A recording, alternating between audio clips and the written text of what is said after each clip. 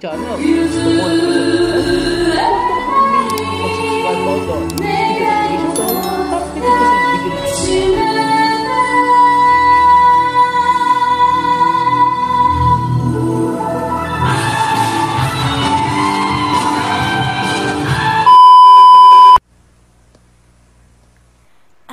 Excuse me, mahilig ka ba sa basketball?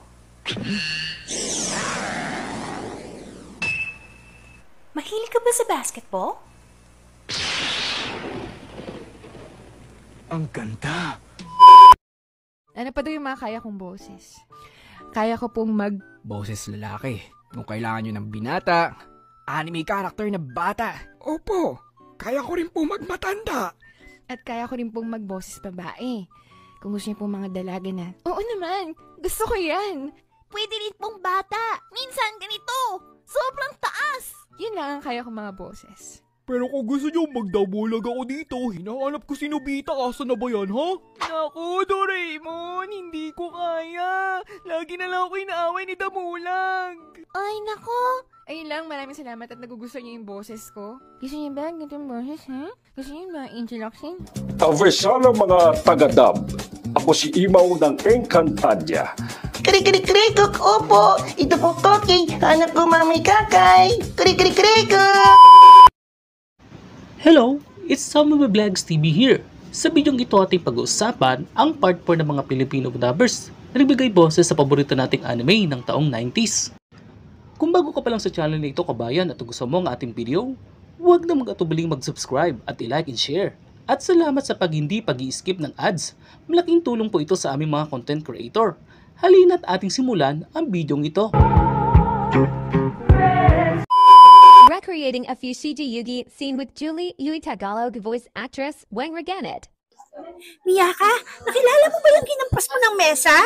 Si Mr. Lino? Correct! Pero, pumunta ka na rito ngayon, Nakago. Kailangan kong tulong mo. Hindi ko kayang makita sila magkasama. A special message from the Tagalog voice, actors of Team Rocket of Pokemon. Ako si Jessie. Ako si James ng Team Rocket. Nagpunta ba? Kayo sa Kaliko Toys? Nakakapagod. Nag-enjoy ba kayo sa ating meet and greet? Alam ko naman na nakakapagod, ngunit na-miss ko ang mga fans natin. Oops! Nice to see you guys. Salamat! Kumaway ka naman sa mga fans natin. Sa susunod ulit natin pagkikita. Salamat! Naaalala niyo pa ba ang anime character na ito? Ang pusa na si Luna ng Sailor Moon, Sonoko Nakahara ng Wallflower, na pinalabas noon sa TV5. Alam niyo ba na si Joan Chua ang nasa likod ng boses ng dalawang kinaliwan nating anime noon? Siya rin ang boses na nasa likod ng karakter na babae sa Fruit Basket na si Kagura Soma at Princess Janelle ng Princess Ars. Kasama natin ngayon ang voice actor. And siya ay si Joan Chua. Jupiter Power! Make up! Si Luna. Ayun, ayun ay balik. Sailor Moon! Kailangan mo na mag-transform! Gusto namin yung last na sample kay Suna ko. Anong pangalan ng mga dolls niya ron? Si Josephine. Josephine! Ano ba yung masasabi? Hindi ko na alam eh. Ano yung mga lines nun? Si Kyuhi! Ang gwapo-gwapo niya! Tapos yung nagmimini, nagchichibi.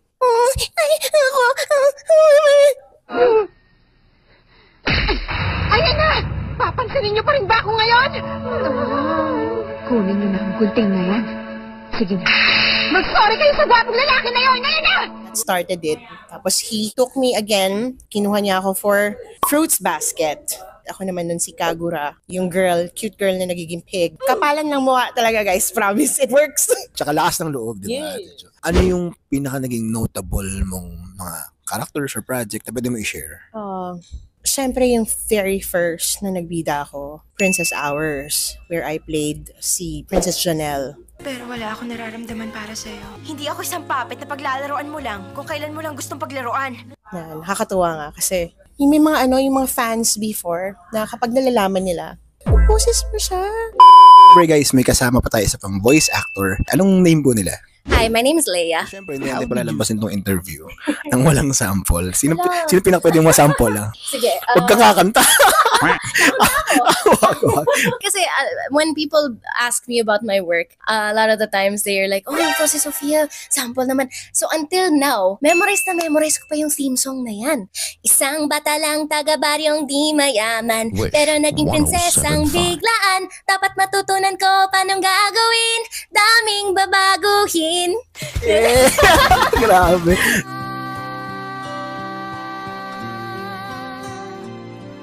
Di maiwasan ang damang selos ko.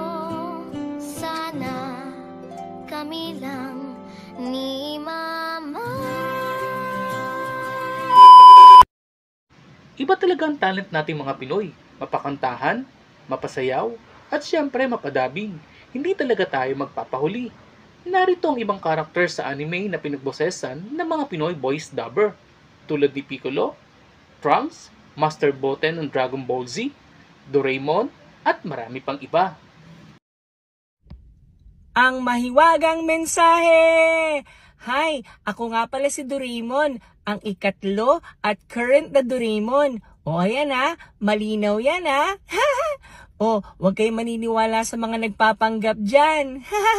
O, siya nga pala, bigyan nyo rin ako ng hopya dyan O, dun sa mga bata naman, huwag kayong gagaya kay Nobita, natamad mag-aral. O sige, mag-iingat kayong lahat. Tama na, wala ka nang dapat sabihin pa. Alam ko na, inaway ka na naman ni Giant, ano?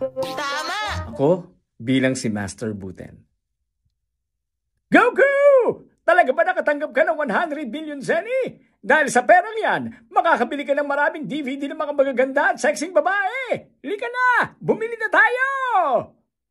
Ay! Yan, makakabili ka ng maraming DVD ng mga magaganda at sexing babae! Lika na! Bumili na tayo! Okay, Dragon Ball Z fans, dahil may nag-request. O yan, gusto nyo makita kung sino yung dating Piccolo tsaka Trunks. Andito siya. Si Sir Bernie Malihana. Halika, Burns. Halika yan. Sino yan? Yun, ito na. Sino yan? Uy, kumusta? Trunks naman daw, Trunks. Ha? Trunks naman daw, Trunks.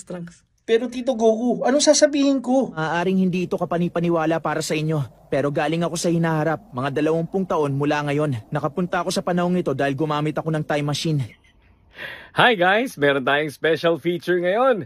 Kilala nyo ba kung sino yung nagdadub kay Sonic at saka kay Yuya ng Yu-Gi-Oh!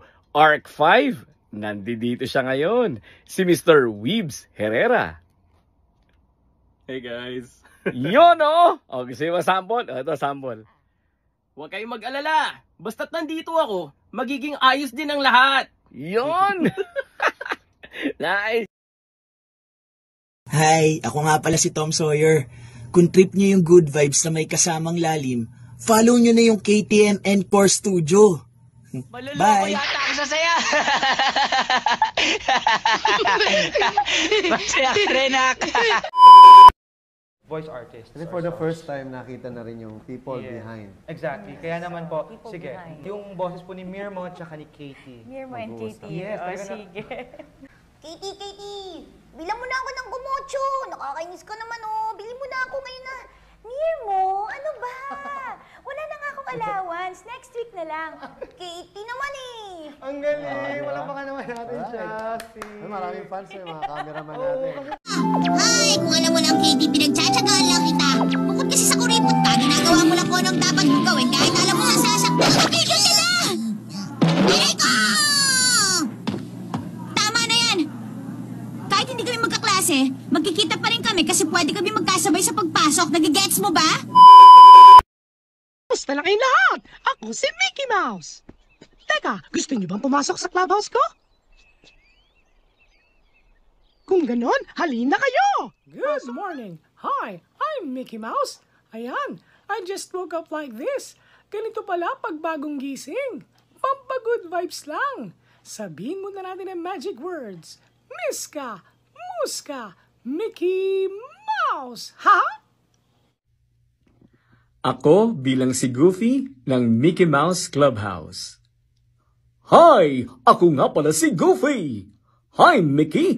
Ito nga palang paborito kong mabantot na sapatos. Ho ho ho ho ho ho ho! Ako bilang sina Ben at Kevin ng Ben 10 Alien Force. Sigurado ka bang ito yung lugar? Yun ang sabi sa akin. Kaya nga ako nag-aalala eh. Wala ka talagang alam. Ako meron. Wala kang kahit anong koneksyon. Ano ka ba, Kevin? Meron akong koneksyon. O sige, tulad nino. Tulad ni Gwen. Si Luffy? Baka mapahamak si Luffy. Pero, wala man lang ako magawa para sa kaibigan ko. Walang-wala! Ito lang ang magagawa ko sa ngayon. Luffy! Kaya mo yan! Dito lang ako. At iikot ako para sa'yo! Okay, Dragon Ball Z fans, dahil may nag-request. O ayan, gusto nyo makita kung sino yung dating Piccolo tsaka Trunks. O, andito siya. Si Sir Bernie Malihana. Halika, Burns. Halika, yan. Sino yan? Yun, ito na. Sino yan? Uy, kumusta? Trunks naman daw, Trunks. Ha? Trunks naman daw, Trunks. Pero Tito Goku, anong sasabihin ko? Yun, o, yan. Kim Rewon. Yan. Tapos si V ng BTS. Kay Goro Shigeno. At ito, may excite ka. Yung nagboses sa Spy X Family kay Lloyd Forger. Ayan, di ba? Yung Twilight Agent. Ayan na. Andito siya ngayon. Si Mr. Mark Munoz. Hi, kumusta sa inyo? Yun di ba? Goku ng Pinas. Nice. Nag-iisang Goku ng Pinas. Alright. Gusto nyo ba sample? Pag-samplein natin. Sino ba? Si Goro Shigeno. Rush up to the stage of dreams! Ayan. Yun sino ba, bro? Si Lloyd Forger. Ayan. Anya, ano na naman yung ginagawa mo? Ang kulit mo na naman. Bumalik ka na sa kwarto mo, matulog ka na. May pasok ka pa bukas. Abat, di ba? Alright. Sige. Ako ang kadalasan nagluluto sa bahay namin. Siyempre, kapag busy ako sa trabaho ko, ang asawa ko nagluluto ng pagkain. May English bread, German bread at French bread. Pero bakit walang Japanese bread? Wala nang ibang paraan kundi ang likhain ito. Ang kwentong ito'y seryoso, talambuhay ng isang bata nagtataglay ng solar hands, si Azuma Kasuba. Siya ang gagawa ng Japanese bread o ng Japan para sa Japan na may pagmamalaki sa buong mundo. Magagawa niya kaya ito? At dito na nagtatapos ang video na ito, kabayan. Maraming salamat sa pagsama sa akin hanggang sa muli nating pagkikita sa isa namang episode ng Kaalaman.